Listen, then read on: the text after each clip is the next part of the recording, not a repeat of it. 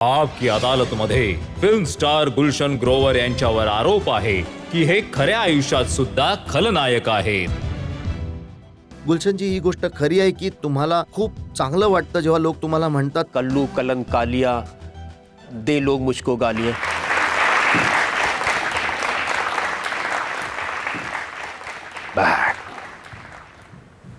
Badman, मैं हूं बुराई का फरिश्ता. मेरा जन्म अभी नहीं हुआ है. मैं तो हमेशा से हूं आपके पास, आपके बीच, आपके अंदर. यकीन नहीं आता तो अपना दायां हाथ अपने सीने पर रखकर ध्यान से सुनिए. आपको मेरी आवाज जरूर सुनाई देगी. बुराई की आवाज. बुराई का और आपका रिश्ता हमेशा से है.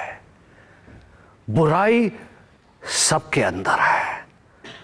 अच्छाई दबा देती है उसे. बुराई एक साजिश है अच्छाई की. अच्छे लोगों ने जानबूझकर कुछ लोगों को बुरा बनाया है ताकि उनकी तरफ उंगली उठाकर कह सके, वो देखो, वो जा रहा है बुरा आदमी. Evil is created by good.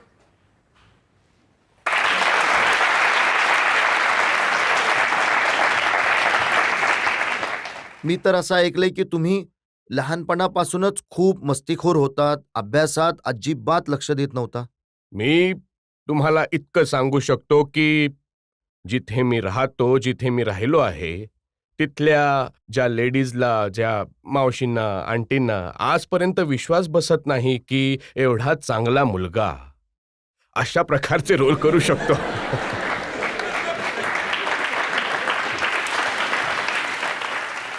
जेव्हा मी जेव्हा नवीनच फिल्ममध्ये गेलो, तेव्हा फिल्म अवतार लागली आणि त्यात मी एका नालायक मुलाचा रोल केला. तर माझी मदर, जी रोज सकाळी गुरुद्वारा जाते, तेव्हा सगळ्या महिला तिला घेरून बसल्या, म्हणायला लागल्या, बापरे बापरे, हे काय झालं, हा असा तर नव्हता. तेव्हा इथून गेलो तेव्हा मुंबईवाल्यांनी ह्याच्यावर काहीतरी केले असेल, आपला मुलगा असा नाहीये, मुळीच नाहीये. तेव्हा माझ्या मदरने समजावलं की तो फक्त एक रोल आहे, ऍक्टिंग आहे. तर मग म्हणजे मला नाही वाटत की कोणीही तुम्हाला भेटेल, एक पुरुष किंवा महिला किंवा मुलं, जो मला ओळखत असेल तेव्हापासून म्हणत असेल की हा आगाऊ आहे. खरं तर मी तुम्हाला हे सुद्धा सांगतो, खरी नाही की गुलशनजी, की तुम्ही घरून पळून मुंबईला गेला होता. तुमच्या आईला मुळीच वाटत नव्हतं की तिला वाटायचं की तुम्ही शिकून सवरून चांगलं काम करावं. मी नेहमी फर्स्ट क्लास फर्स्ट येत होतो. स्कूलमध्ये, रामपुरा स्कूलमध्ये पेंटने माझं नाव लिहिलेलं होतं, मेधावी छात्र. पहिल्यांदा स्कूलमध्ये first class distinction in 4 subjects higher सेकंडरीच्या बोर्डमध्ये मी आलो होतो.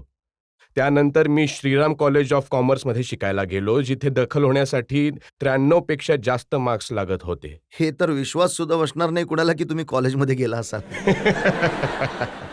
हे बघा, ही सिनेमात माझी ही अदाकारी आहे, माझे जे कॅरेक्टर्स आहेत फिल्ममध्ये, हा त्यांचा प्रभाव आहे. त्यामुळे ॲक्च्युली तर मी जेव्हा माझ्या मुलाला सुद्धा सांगतो की जेव्हा मी 93 किंवा 94% मार्क्स यायचे, तेव्हा तो सुद्धा म्हणायचो की डॅड थोडे जास्त आहेत. नाही, मी सांगू इच्छितो की ज्या लोकांनी, कदाचित त्या लोकांना माहीत नसेल की मी दिल्लीच्या आउटस्कर्ट्सवर शिकलो, मोठा झालो. शाळेच्या अभ्यासादरम्यान रोज 1 वाजता शाळेला जायचो. रोज सकाळी मी लोकांना डिटर्जंट पावडर विकायला जात असायचो. हाऊसवाईफला, लेडीजला कपडे धुवून दाखवायचो. हे सांगू इच्छितो की माझ्याकडे कमी पैसे असल्यामुळे किंवा गरीब असल्यामुळे जे माझं स्वप्न होतं की मला काहीतरी बनायचं आहे, त्यात कधी अडचण नाही आली, त्यात कधी बाधा नाही आली. मी रोज सकाळी लोकांना डिटर्जंट पावडर, फिनाईल, हाऊसवाईफला विकायला जायचो, माझा युनिफॉर्म सोबत घेऊन एकत्र. जास्तच इमोशनल झालो मी. जाऊ द्या. एक चांगल्या घरातला मुलगा, हो. एक साबण विकून, डिटर्जंट विकून कमाई करणारा गरीब घरातला मुलगा, मेहनती मुलगा, चांगले मार्क्स मिळवणारा मुलगा, तो सिनेमात जाऊन खलनायकच का बनला? मी अनेक वर्ष, कारण मी ऍक्टिंग विषयी एवढा पॅशनेट आहे की मला मरेपर्यंत पिक्चरमध्ये ऍक्टिंग करायची आहे. जर मी फिल्म्समध्ये हिरो झालो असतो तर काय झाले असते की जोपर्यंत तुम्ही अट्रॅक्टिव्ह, यंग, सुंदर दिसत आहात किंवा जोपर्यंत लोक तुम्हाला तसे समजत आहेत, तुम्ही चालता 5-7 वर्षानंतर ते दुसऱ्या कुठल्या हिरोच्या फिल्म बघू इच्छितात. त्याउलट माझी इच्छा आहे की ज्या दिवसापर्यंत मी जिवंत असेल मला पिक्चरमध्ये ऍक्टिंग पण करायची. हे कुणाला आवडेल की प्रत्येक फिल्ममध्ये त्याला मार खावा लागेल? मी लोकांना ते वाईट रोल करून हे दाखवू इच्छितो की जर माझ्याप्रमाणे जे फिल्ममध्ये कॅरेक्टर आहे तसे तुम्ही झालात तर समाजासाठी वाईट ठरेल आणि तुमच्यासोबतही वाईट होईल आणि तुम्हाला खूप मार खावा लागेल. त्याबरोबरच फिल्मची जी सुंदर हिरोईन आहे ती तुम्हाला भेटणार नाही, हिरो घेऊन जाईल. तुमच्या प्रयत्नांनंतर सुद्धा हो, माझ्या प्रयत्नानंतरच. जनतेला विचारूयात, त्यांना तुमच्या या खलनायकीच्या विषयात लोकांना काय विचारायचंय? सर, तुम्ही अनेक कॅरेक्टर्स निगेटिव्ह केलेत. कधी ह्या निगेटिव्ह कॅरेक्टर्सच्या इम्पॅक्टने तुम्हाला रिअल लाईफमध्ये लिमिट क्रॉस करण्यासाठी विवश केलंय की नाही? अरे भावा, मुळीच नाही. मुळीच नाही. आणि माझ्यावर तुम्ही गुलशनजी, विश्वास हे ठेवा. सांगा की कधी असं झालंय की तुम्हाला कोणी लिफ्टमध्ये मुलगी भेटली असेल आणि ती तुम्हाला घाबरून पळून गेली असेल? हो, असं झालं आहे. तुम्ही कोणाच्या घरी गेला असाल आणि मुलांना लपवून ठेवलं असेल हे त्यांनी? बघा, मी तुम्हाला एक इन्सिडेंट सांगतो. मी आणि शाहरुख आम्ही खूप वर्ल्ड टूर्स केले आहेत. जे शोज असतात ना वेगवेगळ्या ठिकाणी, लंडन, अमेरिका, कॅनडा. एकाच फ्लोअरवर आम्ही राहतो. शाहरुखकडे ऑटोग्राफ घेण्यासाठी मुली पळत आहेत, एकट्या चालल्यात त्या फ्लोअरवर, त्या रूममध्ये. जेव्हा माझ्याकडे ऑटोग्राफ घेण्यासाठी येतात तेव्हा भाऊ, कझन, शेजारी, बॉडीगार्ड सगळे सोबत. तर मला खूप त्रास झाला.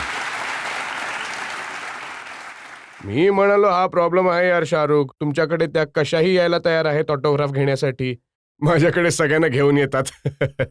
मग कधी असं वाटतं का की चूक झाली, विलन बनून हिरो बनलो असतो तर चांगलं झालं मुळीच असतं? नाही साहेब, मुळीच नाही. मी म्हणालो ना की मी काही रिजेक्ट हिरो नाहीये की आजकाल हिरो म्हणून चालत नाही तर विलनचं रोल करायला सुरुवात केली. मी पहिल्या दिवसापासून खलनायकचे रोल करायला गेलो होतो, खलनायकाचे रोल करतो आणि त्यात मला आनंद येतो. आणि त्याबरोबरच आता गेल्या काही वर्षांपासून मी काय म्हणतात ते एका वर्सटाईल ऍक्टर सारखेच वेगवेगळ्या प्रकारचे रोल करायला सुरुवात केली.